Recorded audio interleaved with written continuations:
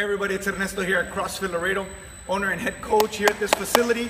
I'm here with the team, and I'm happy to bring to you guys this video series. Well, it's going to be a video series, but with this first video, wanted to introduce to you guys what we're calling Road to the Masters. And what we're talking about there is Road to the CrossFit Games Masters division, which has a lot to do with this gentleman right here to my right, Gera Villarreal. We're going to get into a little bit about his history and what's going on with that. He is currently ranked 8th in the world right now. We're 3 open workouts out of the way, and we got 2 more to go. So I thought it'd be cool to kind of share with you guys a little bit of insights, some behind the scenes, some inside scoop, some training, some tips, and what it really takes to train at this high level. This is a very rare and very special situation here. Gera is a Masters Division athlete. He's 45 years old, and we don't get too many of these situations where we're top 10 in the world, heading into regional so close, and then maybe having an outside chance to make it to the CrossFit Games. So with that being said, wanted to shoot these videos and give you guys, some behind the curtain scenes here. First off, Gera Villarreal, how long have you been training here at CrossFit Laredo? Oh, by the way, if you haven't noticed by the colors of this CrossFit Laredo colors, I'm Mexican. He's Mexican, he's Hispanic. Really? So he's gonna be talking to you guys in Spanish. Again, it's a rare thing. I mean, in the South Texas region, nobody's in the top 10, not even close, in the Masters division, and much less a Hispanic Mexican. So he's gonna be relating to you guys and presenting in Spanish, so bear with us. How long have you been training here with us at CrossFit Laredo? Hemos estado entrenando por 4 años, Neto. 4 años. 4 años e ininterrumpidamente, o sea, dándole duro. Dándole duro. Y un poquito más de competitivo, ¿cuándo decidiste que le querías dar una chance así a nivel muy alto? Bueno, cuando competimos el año pasado en los Fitness Games, fue una sorpresa para mí quedar en tercer lugar. Third place at the Fitness Games. Ya, gracias a Dios que nos fue muy bien, y vi una oportunidad. Dije, el próximo año cumplo 45, right. Y tal vez hay esa es la otra división, sí, ¿verdad? Porque es 40 de 44. Cambiaba la nueva división y yo sabía que había una oportunidad, pero no tan bien. Yo dije, top 50. Right. Not being in the top 10. Not in the top 10. So, now I remember. I'm surprised. I have a JD here, one of the coaches here, also a Masters athlete, no stranger to competitions as well. He had approached JD also. I think he had a conversation with you about wanting to get a little bit more serious in going deep into the open and possibly make it to regionals. What happened in that conversation, or how did it get started? We were having I'm not sure it was lunch or dinner one time. Lunch. It was lunch at his establishment. Posh is the owner of Posh Sushi. That's his. And so we were there talking about what it would take, right? What it would take to get there, and the commitment that it would take. Right.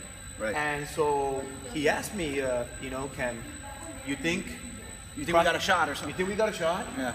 And I said, well, with the right training, with the right team, and the environment. So some of the things we wanted to cover here, first off with this video one, is number one, fundamentals in training. Right now, with right in the middle of the CrossFit season and the competitive season, we got a lot of CrossFitters wanting to compete at a very high level, and they get attracted by this shiny object syndrome without covering the fundamentals. And we've been working with the fundamentals with Gera for the last 2 years on a very serious note.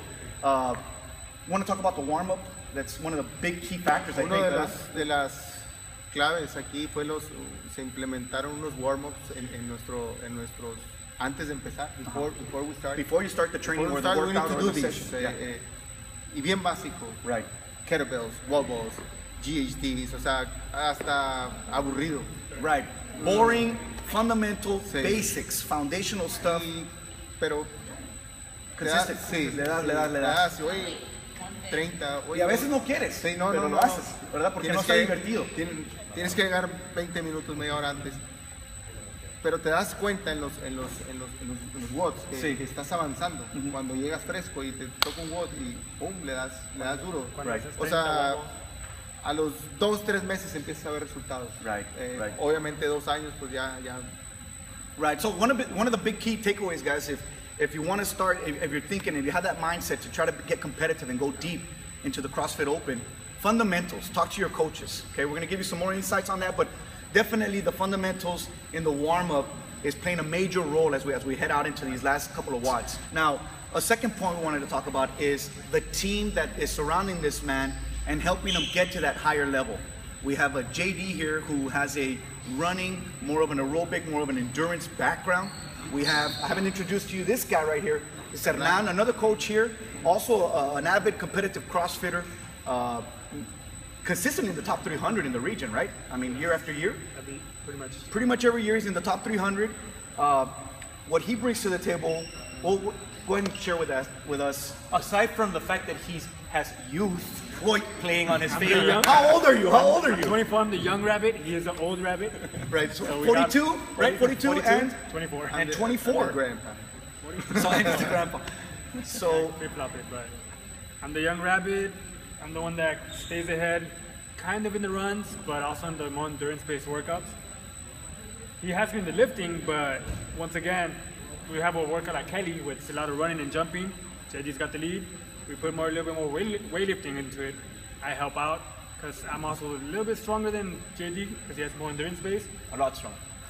a lot stronger. Yeah, A little bit stronger.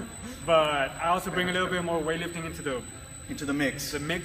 so I help him out. Yeah, as well. so it kind of gives Gera that sense of like, well, if Hernan is moving the weight I at have this to chase pace, him. I have to chase the other one. So I always had a lot of rabbits here. exactly, and that's another big point. If you're thinking about making it and going deep, you gotta have a team with guys that kind of expose you to your own weaknesses. You gotta have a guy that's faster than you, a guy that's better at handstand push-ups, a guy that has a bigger back squat, a guy that does a lot of pull-ups, and put it together so that you have that target, you have something to shoot for every single time, ¿verdad? Sí, obviamente.